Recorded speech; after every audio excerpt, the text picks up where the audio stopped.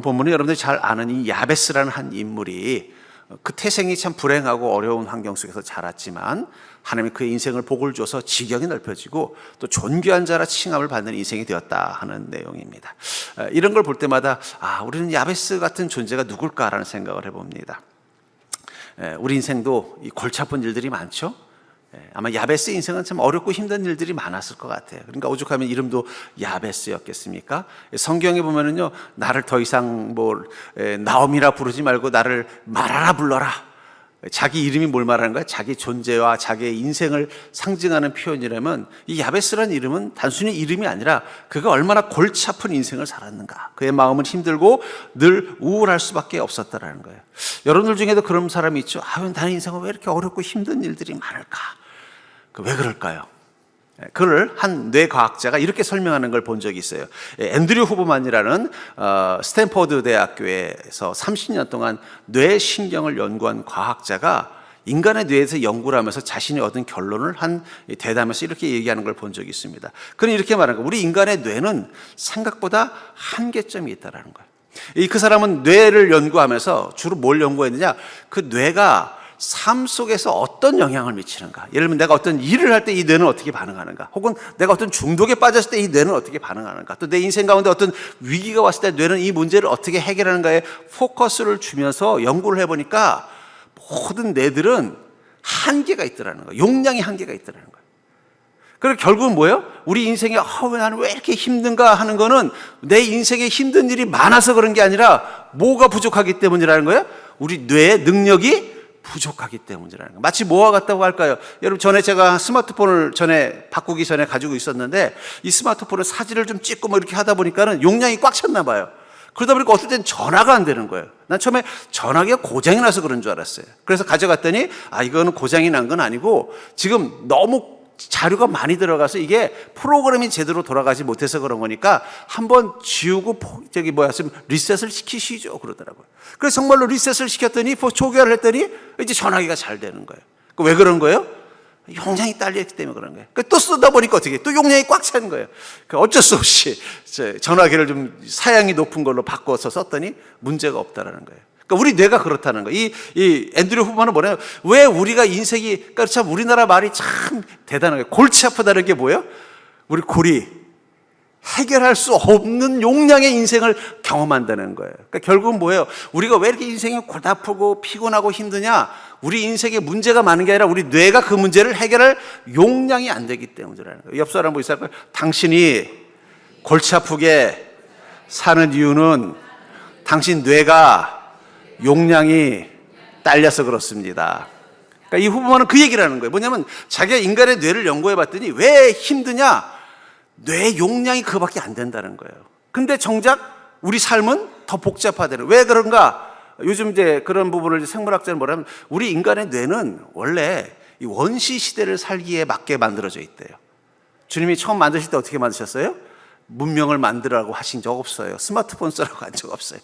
그냥 들판에서 사냥하고 채취하고, 그러니까 그런 단순한 마치 원시인들이 사는 삶을 살게 하시기 위해서 뇌를 만들어 주신 거예요. 그러니까 그 정도 용량이면 딱 맞는 뇌인데 우리가 지금 어떻게 살고 있어요? 산업사회, AI 시대, 고성능 이런 시대를 사니까 마치 뭐라고 할까? 투지폰을 가지고서 마치 스마트폰처럼 쓰는, 그러다 보니까 뭐가 되는 거예요? 뇌가 그걸 감당을 못하니까 그게 뭐가 돼요? 뇌 과부하 현상이 뭐예요? 슬픔, 두려움, 우울 이런 현상들이 나타난다는 거예요. 그러니까 여러분들의 인생이 특별히 힘든 게 아니라 내 뇌가 용량이 딸리는 뇌를 가지고 있는 거예요. 근데 핸드폰은 바꿀 수 있지만 뇌는 바꿀 수가 없잖아요. 그래서 이 앤드류 후만은 그 얘기하는 거예요. 자기가 이 30년 동안 인간의 뇌를 연구해 보니까 결국은 그게 문제라는 거예요. 삶이 어려운 게 아니라 내가 이런 삶을 살아갈 수 있는 능력이 원래부터 되지 않은데 그 능력도 안 되는 인생을 살기 때문에 힘들다라는 거예요. 그래서 대부분의 사람들은 그런 뇌를 가지고 사니까 어떻게 돼요? 늘 스트레스 받고 힘들고 지칠 수밖에 없다라는 거예요. 근데 또 놀라운 걸 발견했대요. 그런데도 보면 그 어려운 시간들과 힘든 일들을 극복해내는 사람들, 오히려 극복할 뿐만 아니라 더 대단한 인생을 살아가는 사람들에게서 나타나는 공통점을 발견했대요. 그게 뭐냐면 자신의 뇌의 용량은 한계가 있지만 그 용량을 뛰어넘는 일들을 할 때 나타나는 현상이 뭐냐? 외부에서 그 힘이 들어오더라는 거예요. 그를 이 사람은 higher power, 더 높은 곳의 힘.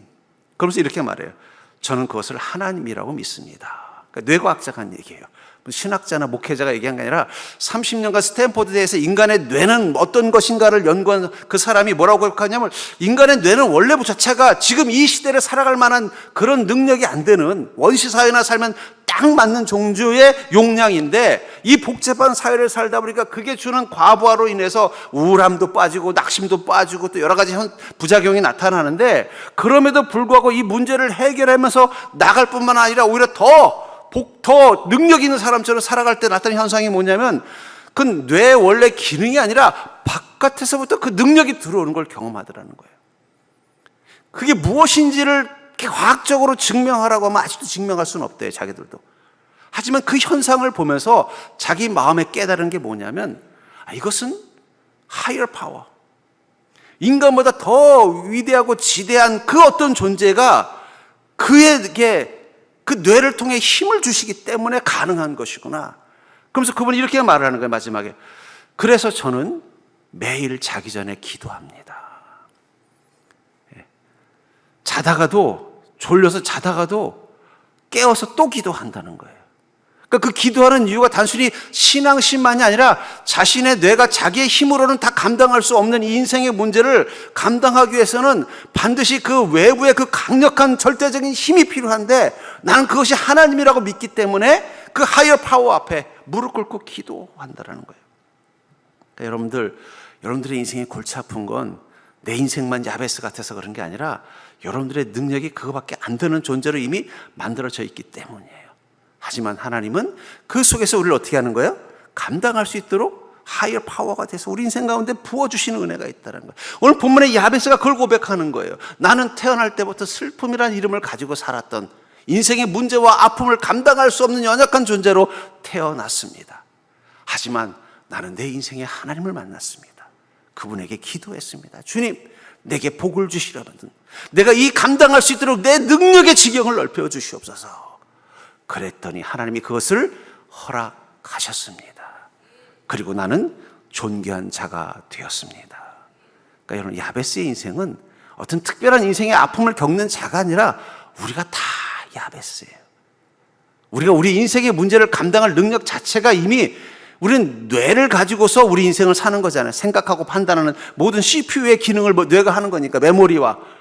이게 딸리니까 어떻게 돼요? 그걸 가지고 사는 우리 판단과 행동과 감정과 모든 것들이 불완전할 수밖에 없고 후회할 일들이 많을 수밖에 없다면, 이 문제를 야베스는 어떻게 해결했다는 거예요? 하나님께서 그것을 채워주시는 은혜, 그걸 통해 내 인생의 지경을 넓히시는 은혜를 통해서 내 인생이 존귀해질 수 있었다라고 말하는 것입니다. 저는 이 복이 야베스에게만 있을까요? 야베스처럼 주님을 믿고 주님을 따르고 주님이 사랑하는 우리 모두에게도 그 은혜가 있는 줄 믿으시기 바랍니다. 옆 사람 보고 한번 얘기할까요? 당신도 더 이상 슬픔이 아니라 존귀한 자가 될 수 있습니다.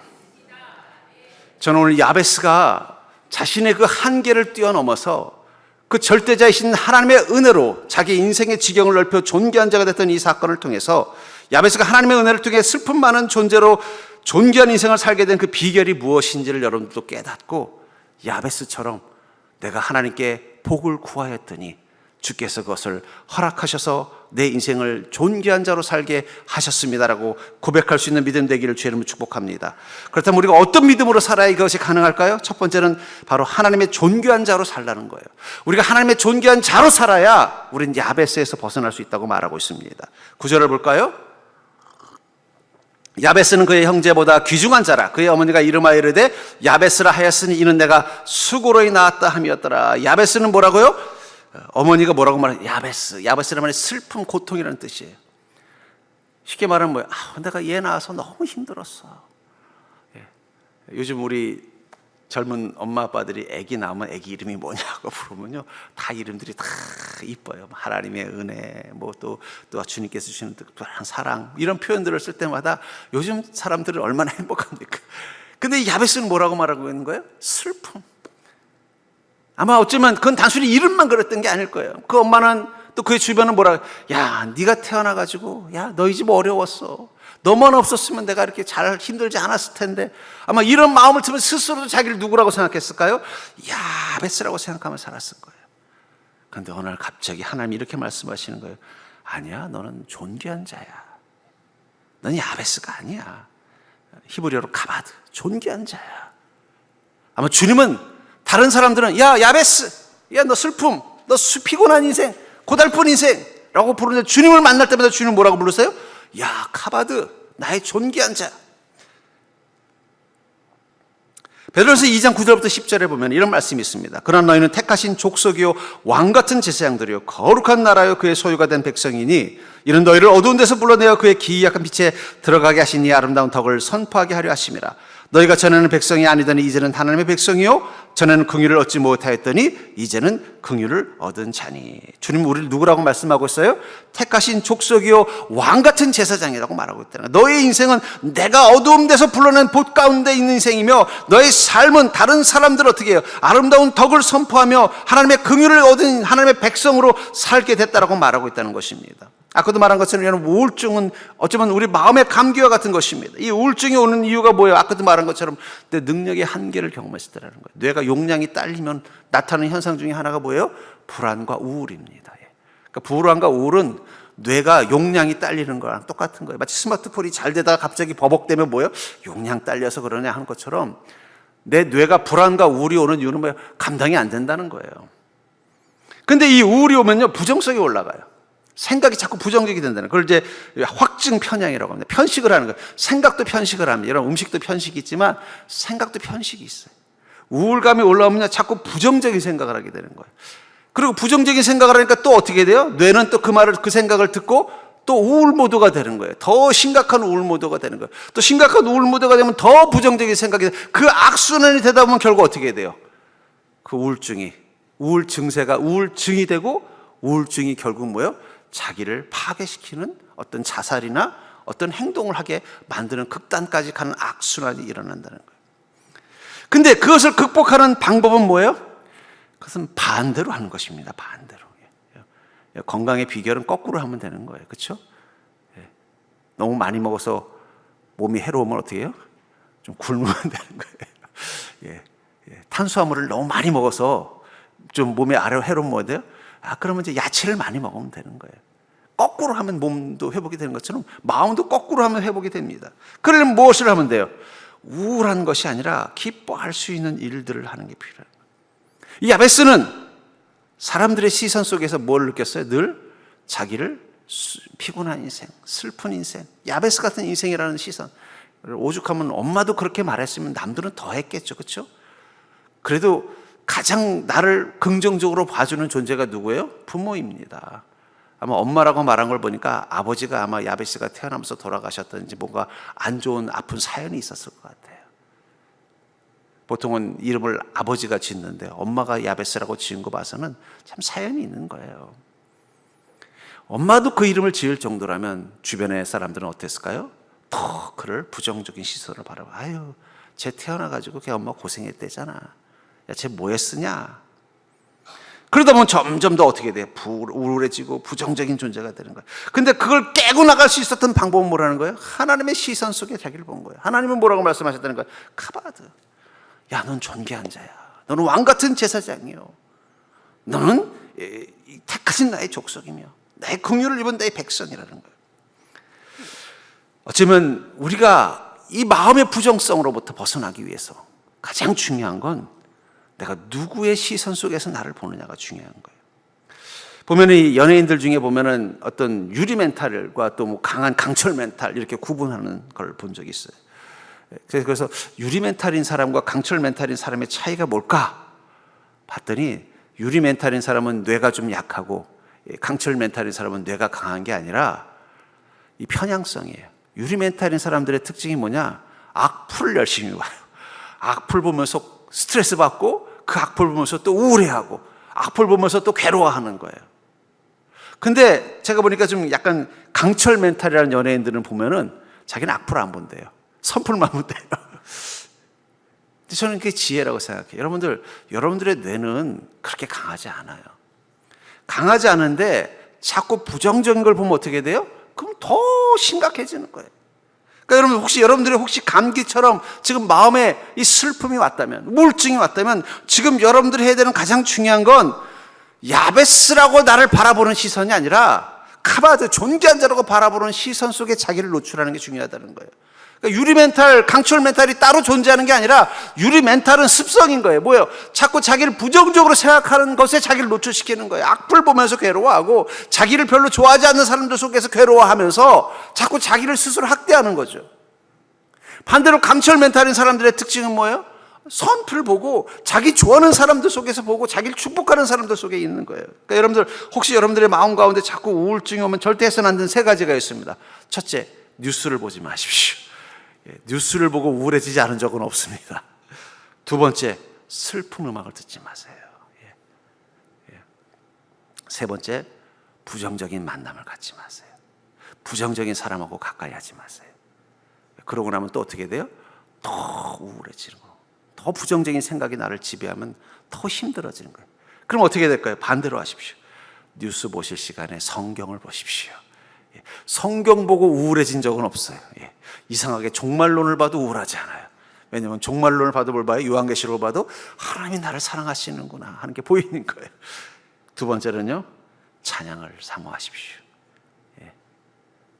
찬양은요, 어떨 땐 느린 찬양도 그 안에 하나님의 사랑과 위로가 있기 때문에 내 마음을 우울 모드에서 긍정 모드로 바꿔줍니다. 마지막, 하나님께 집중하십시오. 여러분, 아무리 나를 칭찬하는 사람도 그 사람도 야베스예요.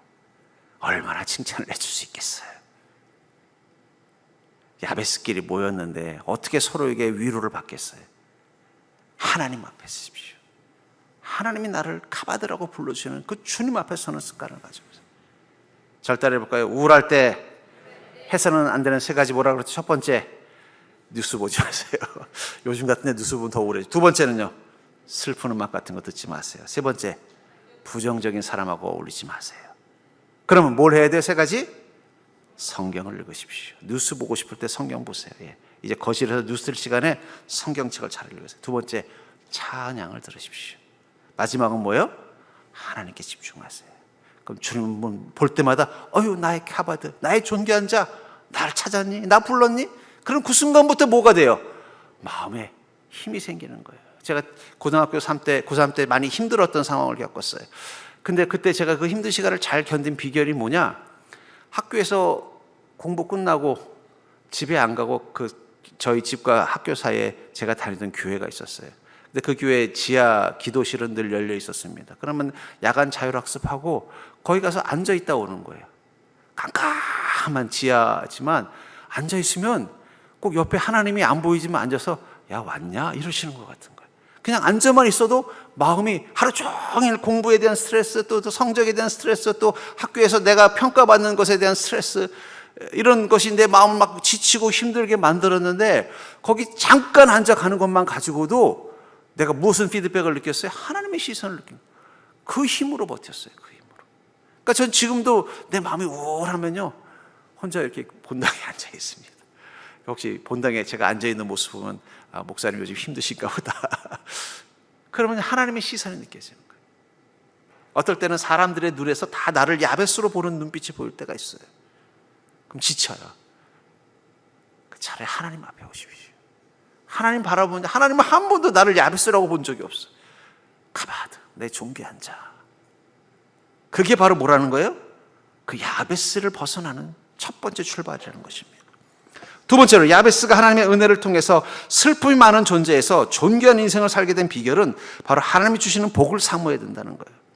10절에 보니까 야베스가 이스라엘 하나님께 아뢰어 이르되 주께서 내게 복을 주시려거든 나의 지역을 넓히시고 주의 손으로 나를 도우사 나로 환난을 벗어나 내게 근심이 없게 하옵소서. 뭐라고 말하고? 나에게 복을 달라고 말하고. 여러분, 야베스는 환경적으로 복을 얻을 수 없는 인생이었으니까 야베스인 것입니다. 그래서 그는 누구에게 복을 구할 수밖에 없었어요? 하나님께 복을 구할 수밖에 없었다는 거예요. 내게 복을 줄 수 있는 분은 하나님밖에 없습니다. 나를 도울 수 있는 사람도 없고, 나에게 복을 줄 사람도 없고, 나에게 복을 배려해 줄 사람도 없습니다. 나에게는 오직 하나님뿐입니다. 저는 우리나라가 이렇게 성공할 수 있었던 비결에 대해서 어떤 분이 이렇게 말한 걸 봤어요. 역사상 다른 나라의 지배를 받던 피지배 국가 중에 선진국이 된 나라는 유일하게 대한민국이라는 거예요. 지금도 세계 선진국들의 공통점은 뭐예요? 1, 2차 제국시대 때 다른 나라들을 지배하던 나라들이라는 거예요. 어떻게 우리는 그게 가능했을까요? 그 이유를 우리나라 내에서 찾으려고 보면은 답이 없어요. 머리가 좋다. 여러분, 우리보다 머리 좋은 사람, 나라들 많아요. 우리도 머리 좋지만 머리 좋은 나라들 많아요. 자원도 없어요. 지리정학적으로도 별로 여러분, 그렇게 따지면 북한도 잘 살아야 돼요. 우리랑 똑같은 민족인데. 근데 우리는 어떻게 잘 사느냐? 저는 그 답을 알고 있습니다. 바로 higher power. 우리가 그 일제시대를 지나면서 이 땅에 하나님의 시선이 임했어요. 하나님을 믿고 의지하는 믿음들이 생겼어요. 우리나라가 정말 가난하고 어려울 때 먹고 살려고 무작정 고향을 떠나서 저 서울에 정착한 사람들, 그들이 너무 힘든 삶 속에서 그들이 찾았던 곳이 뭐냐면 바로 십자가에 불이 켜져 있는 천막이에요. 그 천막에 가서 눈물로 기도하는 거예요. 하나님, 야베스처럼 기도한 거예요. 하나님, 나에게 복을 주시려거든. 나의 지경을 넓혀 주시옵소서. 먹고 살기 힘들어서 고향 떠나서 무작정 서울 올라왔지만 여전히 서울 생활은 고달프고 힘들고, 아마 이 평택 땅도 그런 마음으로 오신 분들이 많았을 거예요. 근데 그들이 누구 앞에 선 거예요? 바로 higher power. 내 지혜와 내 능력이 아니라 그걸 뛰어넘는 하나님 앞에 무릎 꿇고 주님께 복을 구하는 마음으로 간절히 기도했더니 하나님이 그 복을 허락하셨다라는 거예요. 그게 축복이라는 거예요.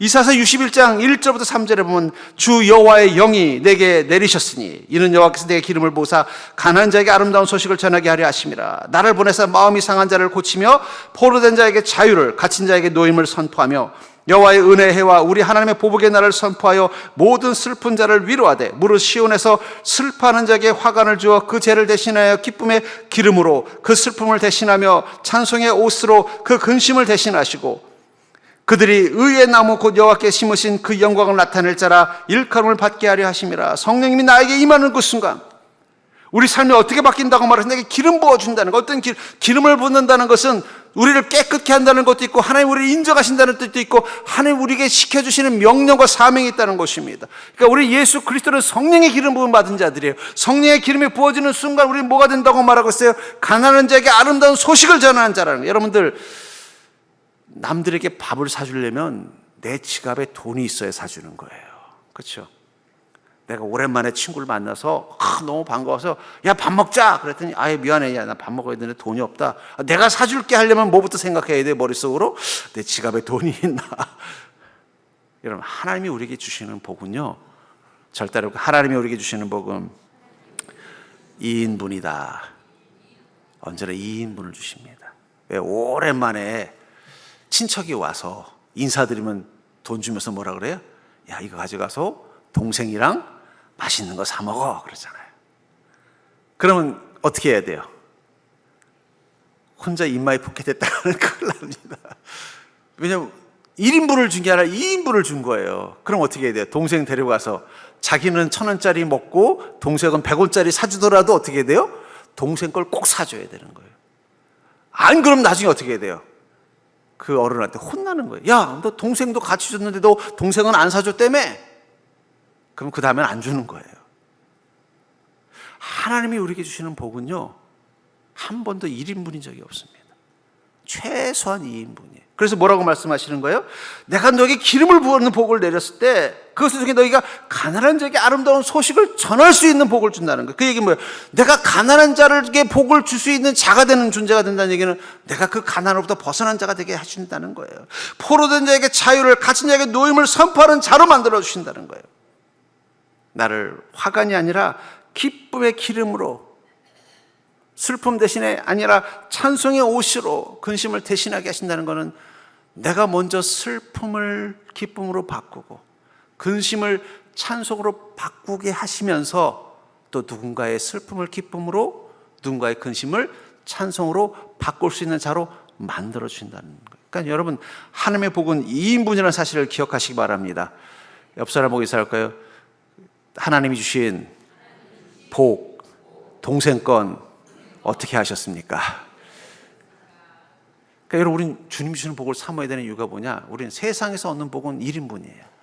아까도 말했잖아요. 우리 내가 수고해서 얻는 복은 나 하나 버티기도 힘들어요. 능력이 안 되는 걸. 여러분들의 머리가 뭐 일론 머스크쯤 되면 모르겠지만 그게 아니라면 우린 늘 내 인생 하나를 이 미달린 이 지혜를 가지고 만들어 가니까 늘 1인분 급급한 거예요. 근데 야베스는 뭐라고 말하는가? 내가 아무리 내 능력으로 애써봤자 내가 거드린 거는 나 하나, 이 야베스라는 이름 하나도 감당할 수 없을 만큼 부족한 것입니다. 그러니 주께서 내게 복을 허락하여 주시옵소서. 그러니까 여러분, 우리는 하나님이 주시는 그 복을 사모하는 자가 될 수 있기를 주의 이름으로 축복합니다. 그 사모하는 자에게 하나님이 그 복을 허락하시는 게 바로 지경이 넓어진다는 거예요. 내 인생만이 아니라 다른 사람의 복이 될 수 있는 존재.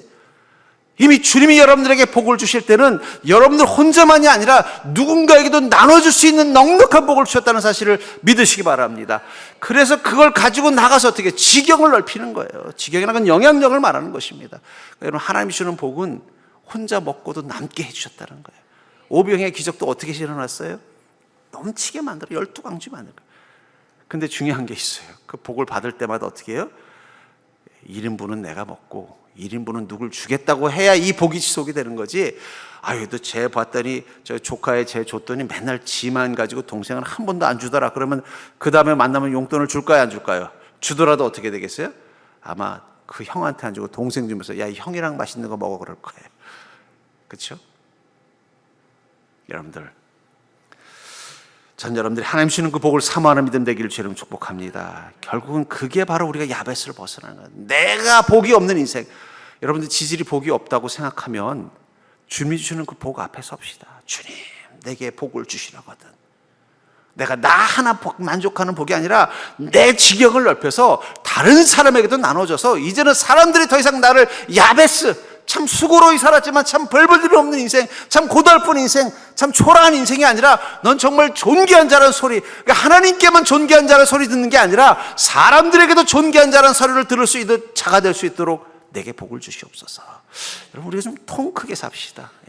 어차피 하나님이 주시는 지갑에서 나오는 건데 뭘 그렇게 나 하나 급급한 것에 만족하세요?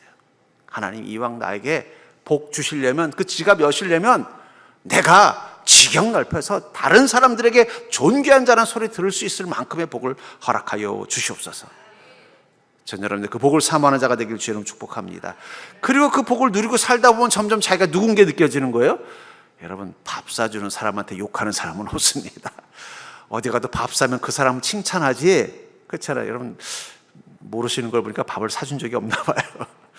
저는 이렇게 밥 사주면요, 끝날 때 꼭 보면 꼭 저를 칭찬하고 가요. 그렇죠?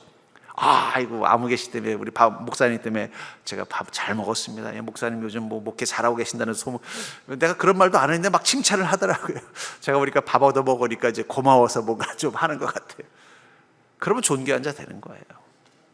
여러분, 존귀한 자는 억지로 만드는 게 아니라 하나님이 주시는 그 2인분에게 복을 받아서 그걸 나누면 지경이 넓어지는 삶을 살면 자연스럽게 여러분들 주변엔 여러분들을 더 이상 야베스가 아니라 존귀한 자로 보게 되는 사람들을 만나게 되는 거예요. 그러니까 여러분들이 이제부터 하나님 주시는 그 복, 주님의 지갑이 열리는 복을 사모하는 자 되길 주님을 축복합니다. 그러면 사람들이 인정하는 거예요. 저 사람은 복 받은 사람이야. 저 사람의 지갑이 열리는 걸 보니까, 저 사람이 그걸 나누는 걸 보니까 복 받은 사람이야 라고 고백하게 되는 것입니다. 세 번째로, 야베스가 하나님의 은혜를 통해서 슬픔 많은 존재에서 존귀한 인생을 살게 된 비결은 그렇기 때문에 지경이 넓어지는 믿음으로 살자는 거예요. 지경이 넓어지는 믿음으로 살자는 것입니다. 10절을 보시면, 야베스가 이스라엘 하나님께 아뢰어 이르되 주께서 내게 복을 주시려거든 나의 지역을 넓히시고 주의 손으로 나를 도우사 나로 환난을 벗어나 내게 근심이 없게 하옵소서 하였더니 하나님 그가 구하는 것을 허락하였더라. 나를 도와서 환난이 없을 뿐만 아니라 어떻게 해요? 근심이 없게 기쁨이 있는 인생으로 만들어달라면서 그 지경을 넓혀달라고 말합니다. 이 아까도 말한 이 뇌과학자의 연구에 보면 낙심에 빠진 뇌에 대한 자료를 보죠. 우리가 낙심에 빠지면 뇌가 어떻게 되느냐를 또 연구한 또 기록이 있더라고요. 봤어요. 그러니까 여러분들 낙심에 빠지면 뇌가 어떻게 반응하느냐? 세 가지 특징이 나타나는데, 하나는 뭐냐면 소액 보상에 중독이 된다. 무슨 얘기냐면 낙심이 빠지니까 뇌가 어떻게 돼요? 뭔가 좀 우울하고 불안해지니까 이걸 벗어나려고 진통제처럼 작은 도파민을 줄 수 있는 걸 자꾸 찾는다는 거예요. 그게 뭐냐? 사치 혹은 쾌락, 이런 거에 집착을 하게 된다는 거예요. 돈이 지금 넉넉치 않은데도 가서 자꾸 뭔가 소비를 해야 돼요. 그게 뭐냐면 낙심이 뇌를 지배할 때 나타나는 뇌 증. 뇌가 이 낙심이 주는 부정적인 이것으로부터 뇌가 벗어나려고 어떤 충동을 주느냐? 작은 쾌락을 느끼고, 왜냐하면 큰 쾌락을 하려는 능력이 안 되니까 작은 쾌락에 집착하게 만든다는. 그래서 뭐 사치를 한다든지 혹은 뭐 어떤 쾌락적인 거에 자꾸 집착한다든지. 그게 바로 낙심 모드에 빠진 내가 하는 그 소액 보상 중독이라는 거예요. 그런데 이걸 극복하는 방법이 있습니다. 그게 절제예요. 믿음의 절제는 우리가 이 낙심에 빠진 뇌가 됐을 때 소액보상 중독으로부터 치유받는 거예요. 왜냐하면 이 소액보상 중독의 특징이 뭐냐? 처음에는요, 100원짜리를 사면은 조금 위로가 돼. 진통 효과가 있으니까 100원짜리만 가지고도 돼요. 근데 그 낙심이 계속 지속되잖아요. 다음번엔 100원짜리를 가지고는 처음에 느꼈던 만족을 못 느껴요. 그럼 그 다음에 어떻게 돼요? 1000원짜리를 사야 돼요. 1000원짜리 소비를 해야 돼요. 그리고 또 계속 그 낙심 모드가 지속되잖아요. 그럼 이제 1000원짜리 가지면은 이전처럼 그 1000원짜리 기쁨을 못 느끼는 거예요. 그러니까 여전히 낙심 모드가 계속 뭔가 도파민을 내놓으라고 자꾸 하니까 그 다음에 10,000원짜리. 그러다 보면 나중에는 10만원짜리, 100만원짜리, 1000만원짜리를 사야만 처음 1000원짜리만큼, 100원짜리만큼의 진통 효과가 있는 거예요. 그러니까 여러분 기억하십시오. 여러분들이 저 다이소 가서 컵 하나 사는 때 느끼는 기쁨하고 저 재벌들이 저 백화점에 가서 수천만 원짜리 가방 살 때 기쁨하고 기쁨의 강도는 똑같아요. 뇌가 그렇다는 거예요, 뇌가. 근데 그걸 리셋시키는 방법이 뭐냐? 절제래요. 여러분, 이 세상에 제일 맛있는 음식이 뭔지 아세요? 그 제가 자주 가는 기도원이 있습니다. 서울의 오살레 기도원이요. 금식 기도원이에요. 금식을 강조하는 기도원이에요. 일부러 금식하게 하려고 그러는지 모르지만 거기 식당 음식이 정말 맛이 없어요. 보통 가면 이제 금식을 바로 하지 않고 한 끼 정도 먹거든요. 먹으면서 그래요. 야, 참 맛없다. 그러면서 먹어요. 그리고 금식을 딱 마치고 나서 다시 식당 가면요, 너무 맛있는 거예요. 그 맛대가리 없는 음식을 싹 비워요. 왜 그럴까요? 리셋돼서 그런 거예요. 그러니까 이 도파민 중독으로부터 리셋을 하는 제일 좋은 방법은 뭐냐? 절제예요, 절제. 절제하고 나면 다시 100원짜리가 기뻐지는 거예요. 그러니까 내가 요즘 과하다, 좀 이 자극 중독에 빠졌다.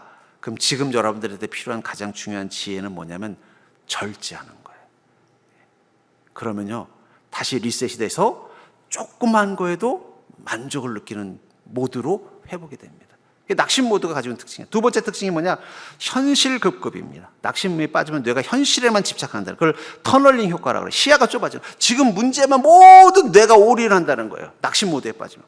그리고 어떻게 돼요? 미래에 대한 생각을 못하고 판단을 잘못한다는 거예요. 그걸 극복할 수 있는 성경적인 방법이 뭐예요? 그 비전입니다. 비전이라는 건 뭐예요? 미래에 대한 생각과 소망을 갖는 거예요. 그러니까 낙심 모드에 빠진 뇌가 그걸 극복하는데 내가 주님이 주시는 그 비전을 품고 그 비전을 위해서 고민하려고 노력하는 순간 낙심 모드가 락이 풀어지는 거예요. 또 낙심 모드에 빠질 때 세 번째 특징이 뭐냐? 변화를 두려워하는 겁니다. 그건 이제 학습된 무기라고 그래요. 그냥 그대로.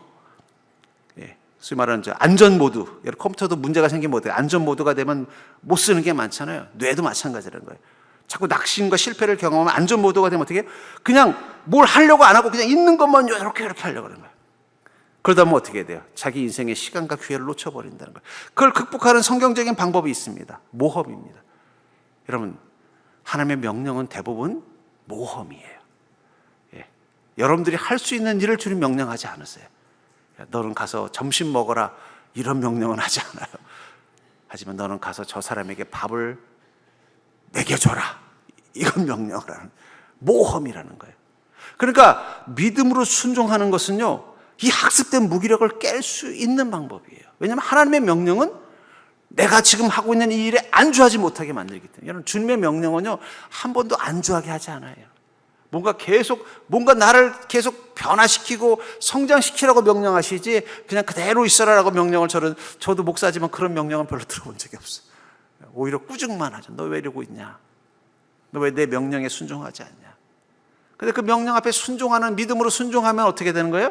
그 바로 이 소말 학습된 무기력, 이 낙심 모드가 들어왔을 때 그냥 아무것도 하지 않고 요것만 지키려는 그 마음이 깨지기 시작하면서 어떻게 돼요? 낙심 모드의 락이 풀리는 거예요. 이 모든 과정을 위해서 어떻게 하면 되느냐? 그걸 이 앤드류 후브만은 이 하이어 파워에 대해서 이렇게 말을 합니다. 자기 힘으로는 해결할 수 없는 일 앞에서 자기의 힘을 내려놓을 때 그 일이 훨씬 더 쉬워지는 것을 경험하게 된다. 이것은 신경과학적으로는 이해할 수 없지만 분명히 일어나는 사건이다. 뭐냐면 이 사람이 30년 동안 인간의 뇌를 연구하면서, 특별히 그 뇌가 자기 삶을 살아갈 때 반응하는 것들을 연구하면서 깨달은 게 뭐냐, 어떤 일들은 자기의 뇌로는 감당할 수 없는 큰 일을 감당하면서 쩔쩔매고 있던 뇌가 가만히 보니까 자기 힘으로 그걸 해결하려고 할 때는 아무것도 못 하더라는 거예요. 그러니까 자꾸 낙심 모드로 자꾸 돌아가는 거예요. 해보려다가 또 낙심하니까 낙심 모드로. 그래서 이 세 가지 현상이 또 나타나는 거예요. 일에 집중하지 않고 자꾸 엉뚱한 짓을 하고, 멀리 보지 못하고 그냥 눈앞에서 전전긍긍하고 자꾸 소극적이 되더라는 거예요.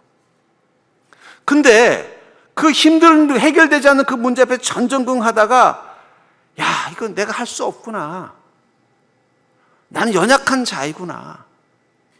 내가 감당할 수 없는 거구나 하고 내려놓는 순간 갑자기 그 일이 쉽게 풀리더라는 거예요. 왜 그런가 봤더니 그 순간이 바로 하이어 파워, 하나님의 은혜가 임하는 것을 보게 되더라는 거예요.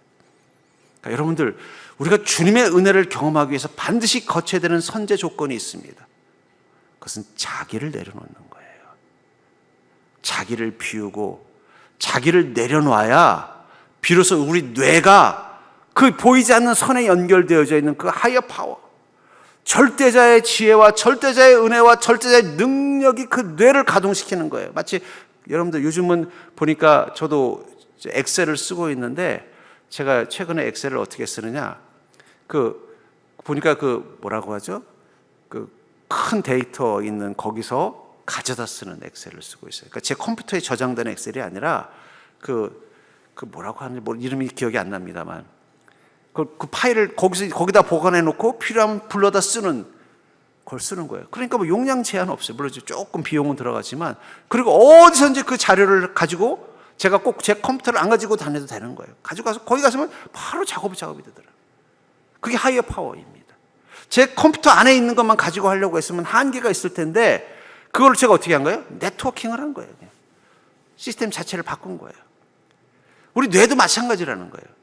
자기 힘으로 할 수 있는 용량과 한계를 뛰어넘는 일 앞에 섰을 때 많은 사람들이 어떻게 돼요? 그걸 해결하지 못하고 전전긍긍하는데, 이건 내가 못하는구나 인정해버리고 그 순간 커넥팅을 하는 거예요. 하이어 파워.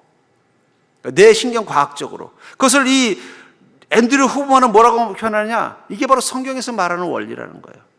자기를 내려놓고 하나님 앞에 모든 걸 내놓을 때부터 하나님이 주시는 지혜와 권능이 자기에게 임하는 것을 보게 되는 거예요. 그러면서 자기가 실제로 경험했던 얘기를 이렇게 말합니다. 자기 주변에 오랫동안 알코올 중독으로 시달리는 사람이 있었대요. 알코올 중독 때문에 여러 가지 문제점이 생기고 어려움도 생기고 직장에서도 어려움이 생기고 이것 때문에 고통받는데, 본인도 그 알코올 중독을 해결하려고 애를 그렇게 쓰는데도 해결이 안 되더라는 거예요.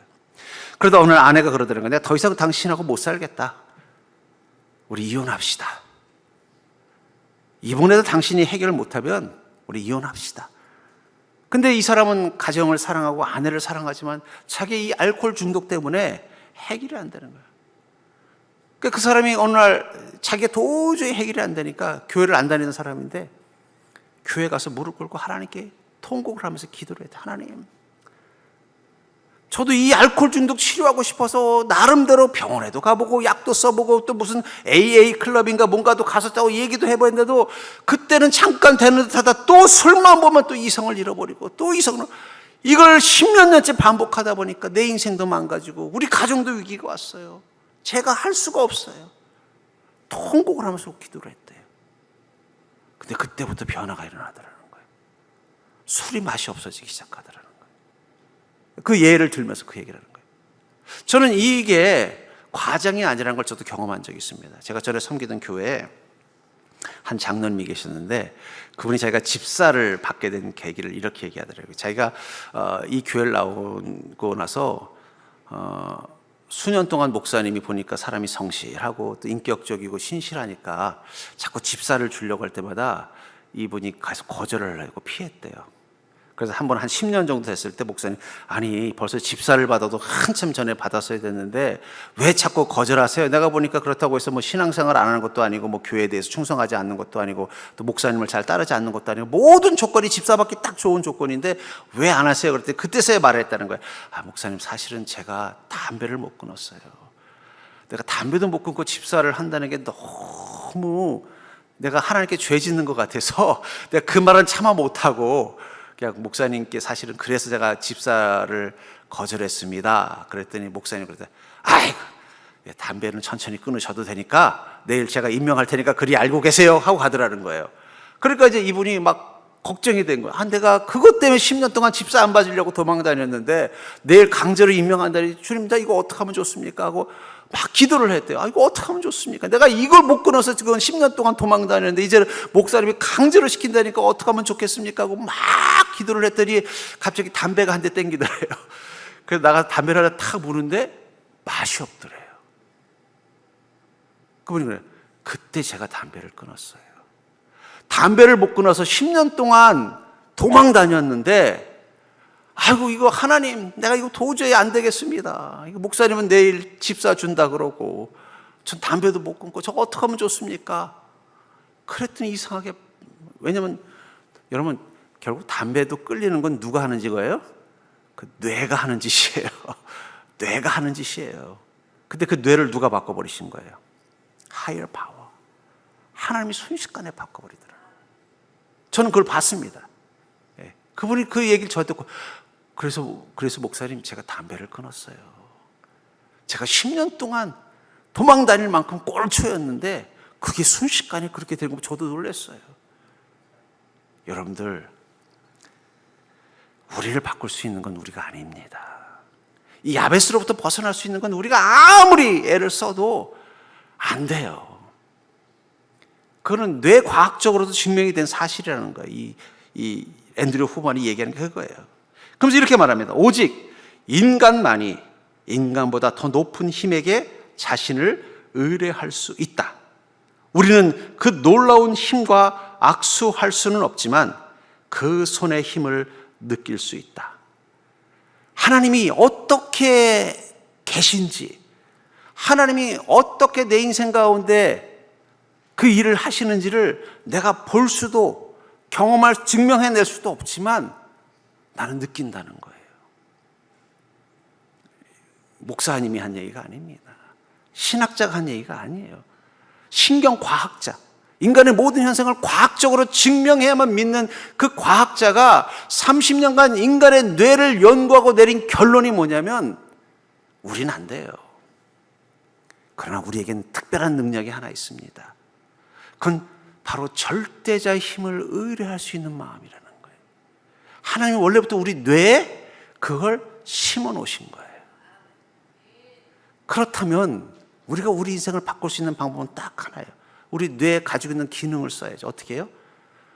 자기 모드를 꺼버리고 하나님 모드로 가는 것입니다. 그거를 뭐라고 말하는 거예요? 야베스가 내게 복을 주시려 하거든 나로 하여금 나의 지역을 넓혀주시고 주의 손으로 나를 도우시고 나를 인생의 혼란에 벗어날 수 있도록 하시고 내게 근심이 없게 하여 주시옵소서 하였더니 하나님이 그가 구하는 것을 허락하셨더라. 여러분, 우리의 변화는 하나님의 허락으로부터 이루어진다는 사실을 기억하시기 바랍니다. 결국 믿음이라는 게 뭐예요? 허락받는 시도예요. 하나님, 제게 허락하여 주시옵소서. 내가 내 힘으로는 태생적으로 감당할 수 없는 내 인생의 문제를 바꿀 수 있도록, 야베스에서 벗어날 수 없는 내 인생을 바꿀 수 있도록 내게 허락하여 주시옵소서. 그게 믿음입니다. 저는 이 말씀을 준비하면서 오늘 아까 우리가 불렀던 찬양, 주님의 시선이라는 그 찬양, 가사가 참 마음에 와닿았어요. 가사를 한번 다시 한번 읽어보면은, 흐르는 시간이 한숨만 남기고 반복된 시간 속 지쳐갈 때, 야베스의 마음이죠. 우리는 늘 후회하고, 후회가 좌절 계속 반복되다 보니까 어떻게 돼요? 낙심 모드에 빠지는 거예요. 지쳐버리는 거예요. 학습된 무기력에 빠지는 겁니다. 내 마음의 소망이 눈물 조각, 소망을 품을 때마다, 그것이 실패할 때마다 우리를 실망감으로 바꾸는 것을 경험한다는 거예요. 근데 그때 내 곁에 다가와 부르시네. 주님의 시선 나를 비추시고 상처난 내 마음 만지시네. 얘야, 너 야베스 아니야. 너는 내가 사랑하는 가바드야. 존귀한 자야. 말씀하시고 회복해 하시네. 주의 사랑이 다시 살게 하네. 이제는 야베스로 사는 자가 아니라 가바드, 존귀한 자로 살게 하신다는 거예요. 주를 봅니다. 지금 이곳에서. 주를 봅니다. 지금 이곳에서. 여러분들이 지금, 주님, 제가 야베스예요. 내 모습이 야베스예요. 이제 주님을 보게 해 주시옵소서. 나의 어리석은 지혜와 생각과 판단을 꺼버리게 하시고 이제는 주님 모드로 서게 해 주시옵소서. 주님의 시선 속에서 나를 보게 해 주시옵소서. 그것이 여러분들의 인생을 그 야베스에서 탈출하게 만드는 유일한 방법인 줄 믿으시기 바랍니다.